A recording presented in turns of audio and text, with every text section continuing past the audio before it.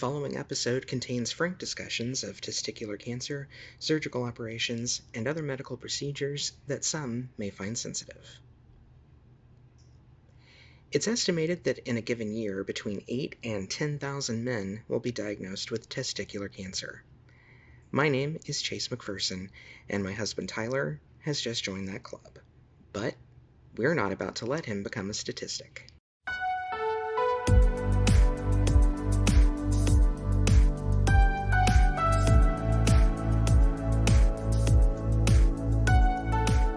This is a special extended edition of What Do You Want From Me, the podcast that is usually all about me and directed by you. On this, the first episode of Season 2 of the podcast, I was prepared to give you all a poll of random topics to vote on, as the process usually works. I gotta tell you, for an autobiographical podcast about someone who is not a celebrity and who does not lead much of a public life, I left the first 7 episodes worried that I had already been burnt out, that I had nothing left to talk about. I took a few weeks off to decide whether I had the interest to continue.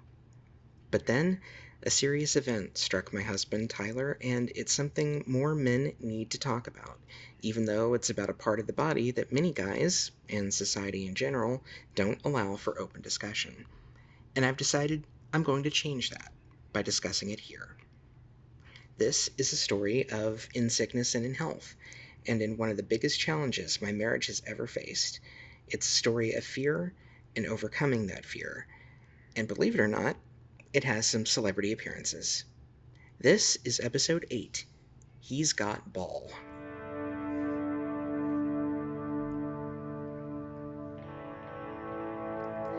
While I was worrying about this podcast not being a success, Tyler was fretting about his midsection, particularly his testicles. He was worried that one side had suddenly swollen. He was especially worried that the growth had happened rather fast over the course of the past 3 months. I didn't want to panic, so we talked about the possibilities other than cancer. For example, trauma. Belle, one of our 3 cats, is over 15 pounds and has a nasty habit of jumping directly onto your sensitive parts or launching herself off of them. We've both been victims of her gracelessness, so it was a valid concern. We also examined a phenomenon known as testicular torsion, which is where one or even both organs get twisted. It usually happens prepubescently, but it's been known to happen to men in rare cases. Some of the symptoms we were seeing, particularly swelling and skin discoloration, so we gave it a few days. For my part, I wasn't sure that a tumor could develop that big, that fast. At least that's what I was telling myself to keep the situation in perspective. Fast forward a few days. It was about 2:30 in the morning, and Tyler woke me up almost doubled over in pain in his abdomen. He had to go to urgent care down the road. The upshot of that was he had to make an appointment to see the urologist. That meant a few more days of waiting, and for the first time, I was allowing myself to worry and doubt about what we may be facing. The best solution to not worrying is to not have to wait on things, but especially in the age of COVID, that's just not a possibility. He went to the urologist a few days later, only to be told he'd need to go get some blood tests done on his own, and then wait another week for a follow-up. An alarm bell finally went off in my head. "Screw that," I said. "We're taking you to the ER now." 1 6-hour ER visit later, we had no definitive answers. But our ER doctor was quite frank with us. It was 99% certainly cancer.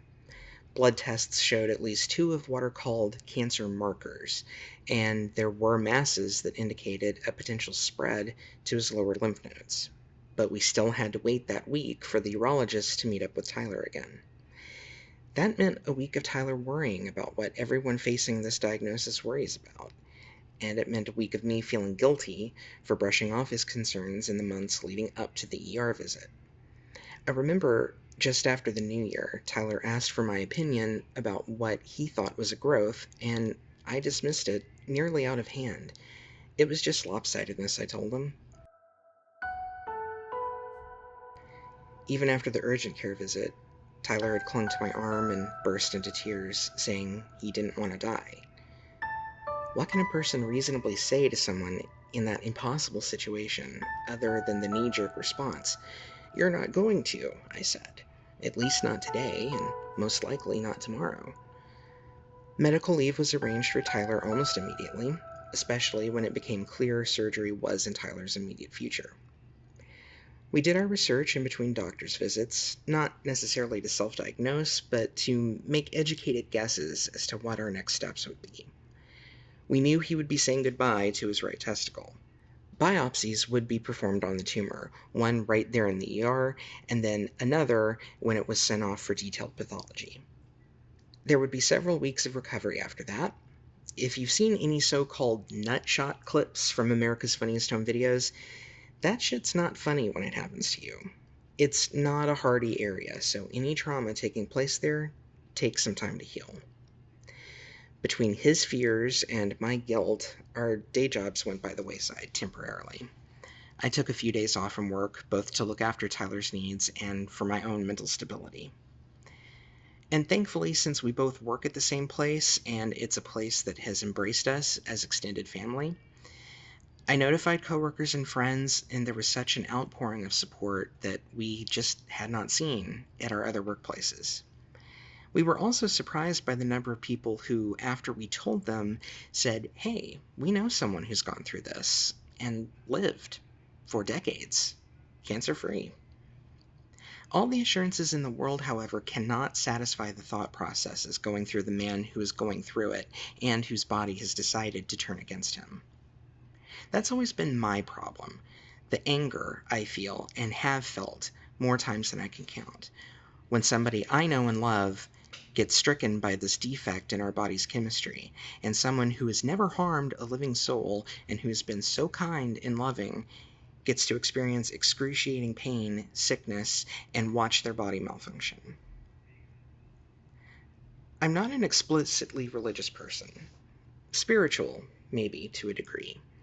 Let me put it this way. I am not the type to sit around thinking, wishing, or even praying for something good to happen. I believe that regardless of the situation, work has to be put into it. If Tyler is to get better, he cannot wallow in the fear, and I cannot sit back and just let him wait this out. I set about thinking how to help us both achieve a certain level of bravery. I consider myself to be a good writer, but I'm not a poet. I am not intrinsically gifted with the gift of prose or lyric writing. I can sing decently, at least that's according to the Karaoke Revolution game series. If you need someone to sing Celine Dion or LeAnn Rimes, you can look to this 5-time perfect scoring player to do that. Anyway, as we awaited for surgery, we had a domestic problem to deal with. His 2002 Buick LeSabre, which was left to him by his grandparents, had been progressively deteriorating over the years, and just before the tumor was confirmed, the passenger side window became stuck in the down position. We had just bought the part for it, and he went out into the garage on his own and was able to replace the mechanism and get the window working again, all on his own and during all this intense pain. What a warrior, I thought to myself. And that was it. My ideas started to fall into place. During the pandemic, Avril Lavigne reworked one of her recent songs, Warrior, into We Are Warriors, as a tribute to the nurses and first responders dealing with the mass of humanity needing help. Using that song as a foundation, I built a playlist on YouTube and Spotify with a mix of our favorite artists' songs that could be classified as inspirational. But I needed to take it a step further than just a mixtape. I needed to make this memorable and much more personal. And then I remembered a rather stupid purchase I'd made on Cameo. If you haven't heard of it, Cameo is the digital version of paying for signed merchandise at a concert. Celebrities and personalities will record messages on video or write out a direct message for certain prices. So, back when Cameo was just starting out a few years ago, I made a splurge purchase on a certain person whose name I'm not going to mention. Let's just say he got caught up on the wrong side of the Me Too movement when I bought this request, and it never got made. And Cameo doesn't refund, they just let you have store credit. And that credit was there when I discovered that Anthony Green, lead singer of one of Tyler's favorite bands, Circa Survive, had just begun taking cameo requests. And so, without about 3 days left before surgery, I made the request. I told Anthony our story, and I quickly got a reply. Here's a portion of it. Tyler, holy shit, dude. I love you so much. I'm so happy that any of my songs can be a part of the peace in your life, and the balance and the joy that you find in your life. But I just want you to know, man, you'll be in my thoughts and my prayers. I had not seen a smile on Tyler's face so big since this whole thing started, and with a large chunk of cameo credit left, I began hunting down other famous names that were available and important to us. I've mentioned previously that I'm an advocate for the Simple Plan Foundation and how moving I find the band's message music. Lo and behold, Cameo leads me to Pierre Bouvier's page. I'm crossing my fingers, sending you massive positive vibes towards you, hoping that everything goes well with your surgeries and future treatments. Like I said, know that I'm thinking about you, and I wish you all the best. We're all cheering for you. And I think what's so important is two major things I find that are so important in these situations. First of all, it's a positive mental attitude, which is going to be on you. You got to keep it positive and know that you're going to beat this thing. And a good support system, which obviously you have with your loving husband, Chase, here. And me over here sending you a nice message. But listen, I'd like to do something even more. My brother's a cancer survivor. He had lymphoma, non-Hodgkin's lymphoma cancer. It got very bad, stage 4, 50% chance of making it. And it was very hard on him, obviously, and on my family and on me. And I wrote a song about it. It's called Save You. Now, I have to cut the thing off at this point because this time I was the one to say holy shit, because even though I knew he had written a song, I didn't expect he would sing it to us, and unfortunately, due to copyright reasons, I can't include it here. I also can't play the personalized version of Danny Don't You Know, one of our favorite songs from comedy team Ninja Sex Party, but Dan Avidan sure did do that, unprompted. But he also offered some kind words of advice, as well as a Freudian slip that made us both laugh. I almost said that's a kick to the nuts. I mean, obviously, quite obviously it is. I don't know, man. It's life does have a funny way of balancing out, and sometimes wonderful things happen. Like, clearly you've got a great husband in Chase. He sent a little video along with, like, when you ask for these cameos, you can kind of like write a little blurb so the person doing the video knows kind of what to say and who they're talking to. And you can just tell that he loves you. It's so obvious that you mean the world to him. So that is, on some level, maybe, hopefully, like a universally balancing agent where obviously this is a difficult thing that you need to go up against.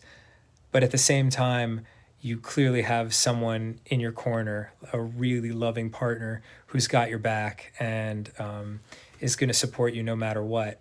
And that's a huge foundational piece to happiness, So I'm glad to see that, certainly. And I don't know, I don't exactly know what to say beyond good luck and just try to take care of the things you can control, which is your own mental health and your well-being. I don't know if you do like transcendental meditation or breathing exercises. I actually use this app called Breathly, Breathly. And that helps me tremendously to just kind of stay calm and stay in a good headspace. You push a button and then for 5 minutes you like breathe along with it. I swear I'm not getting paid to say this, but it really is a nice thing to help me through my days when things when the waters get a little choppy, as they say. I'm really hoping that you're in a good place and that you stay that way. NSP's other half, Brian Wecht, actually sent along a song as well, and an original song, and I'm happy to include that one in full here. Now, I don't want to get your expectations up too high, but this may be the best song you've ever heard. Might be. It will be. It will be. Here we go.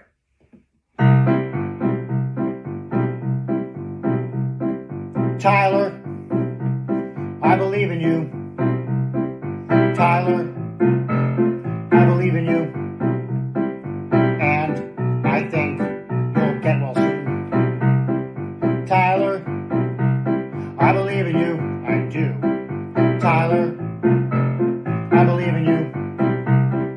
And I think you'll get well soon.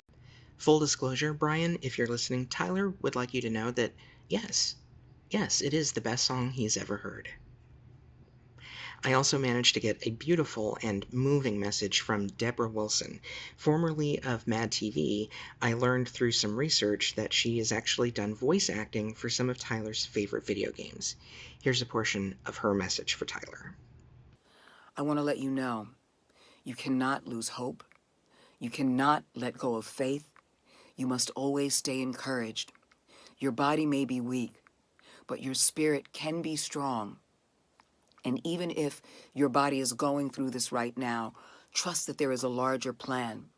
Trust that you are also created in this divine image of God, whether you believe or not. I believe. That is allowing you to bear witness to your own life, to be able to come from a space of sorrow, sadness, and suffering, to be a witness and testimony to celebration. And the prerequisite is holding on to the love of everyone who appreciates you, who respects you, who's in your corner. Every wish, every opportunity to think about you in every given moment is a prayer. And in that prayer, there is a visceral and powerful experience of healing. The reason I'm playing these portions is because I know that somewhere, someone else needs to hear the words of advice and support. Even if I or these singers and famous people don't know each other, or you, no one is ever truly alone. By the time this episode is released, we'll be waiting for Tyler's first appointment with the oncologist. From there, we will have some idea of what the treatment plan will indicate. Everyone seems certain chemo or radiation therapy will be part of the equation. Once we get confirmation, he wants to get his head preemptively shaved. Since it's shoulder length right now, it's probably for the best. Now that the affected testicle is out, day by day sleep gets easier for him. It probably doesn't hurt that he's got a medicinal marijuana card, which was initially meant to treat his anxiety issues. At least he can be comfortable when his body won't let him. And between vapes and gel pens, the house doesn't reek. For me, though, sleep has not been so easy to obtain. The best I've been able to do most nights is 5 hours, and that's with at least 3 interruptions per night. From confusing and bizarre dreams to the downright frightening dreams, my overimagination is once again getting the better of me. We're now in a holding pattern, a purgatory built on overworked doctors and, let's face it, the fact that there's so many older people with health problems in the state of Florida. We wait, and we go about our day-to-day lives. He came back from medical leave this past week, and for now, all seems to be as normal as it can be. I'm hoping that we can use this time wisely, since we know our time here in general is finite, and this has reminded us that it can also be remarkably short. Again and again, we've been told that this is the most survivable form of cancer in men, and that's the foundation on how we're approaching his treatment. That's going to do it for this edition of What Do You Want From Me? You can listen to all past episodes on the web at whatdoyouwantfromme.com. Please reach out to me on Twitter. The show's account is What Do You Want Cast, the letter U, not the word, and my own handle is by Chase McPhee. Each week after a podcast release, I post a poll with options for the next episode, and I'm always listening for what you want me to talk about the week after next. Until next time, everybody, I'm Chase McPherson. Be aware of what your body is telling you, answer it, and go to the doctor. Damn the cost, it's something that needs to be checked out, so you know one way or the other, and you get it addressed. It's the only way. Be well.